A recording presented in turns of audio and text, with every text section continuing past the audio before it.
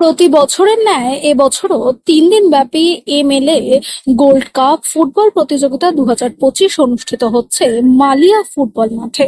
পরিচালনায় মালিয়া মধ্যপাড়া তৃণমূল কংগ্রেস। এই অনুষ্ঠানে উপস্থিত ছিলেন রাজ্যের মন্ত্রী বেচারাম মান্না এবং হরিপালের বিধায়ক ডক্টর করবী মান্না, পঞ্চায়েত সমিতির সভাপতি সুচন্দ্রা ধোলে অধিকারী, সহসভাপতি বাবলু গায়েন, পঞ্চায়েত প্রধান তাপসী আমানি, উপপ্রধান সিদ্ধার্থ পাত্র এছাড়া অনেকেই উপস্থিত ছিলেন।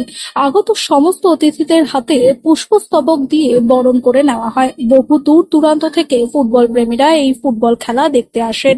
কথায় আছে বাঙালির সেরা খেলা ফুটবল, তাই আজও ফুটবল প্রেমীরা যেখানেই ফুটবল খেলা হোক ছুটে যান ফুটবলের টানে। এই ফুটবল খেলার পাশাপাশি দুস্থ গরিবদের হাতে শীত বস্ত্র তুলে দেওয়া হয়।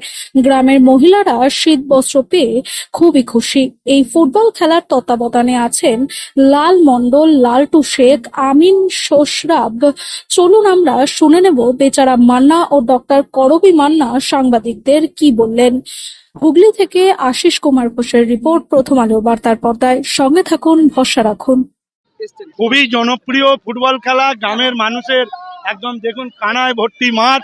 মানুষের এই খেলাকে কেন্দ্র করে একটা উৎসবের চেহারা নিয়েছে। ধর্ম বর্ণ নির্বিশেষে খেলার মাঠে সকলে উপস্থিতি হয়েছে। খেলা মানেই বন্ধুত্ব, সম্প্রীতি, জাতীয়তা বোধ, শৃঙ্খলা, সম্প্রীতি আর নিয়ম শৃঙ্খলা।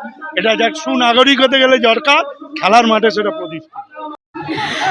প্রত্যেক বছরই হয়, এবছরও খুব আনন্দের। আমাদের মালিয়া যুব তৃণমূল কংগ্রেসের পক্ষ থেকে যে আজকের এই এমএলএ কাপ খুবই আনন্দের। উপস্থিত ছিলেন মন্ত্রী বেচারাম মান্না এবং আমরা সবাই উপস্থিত আছি।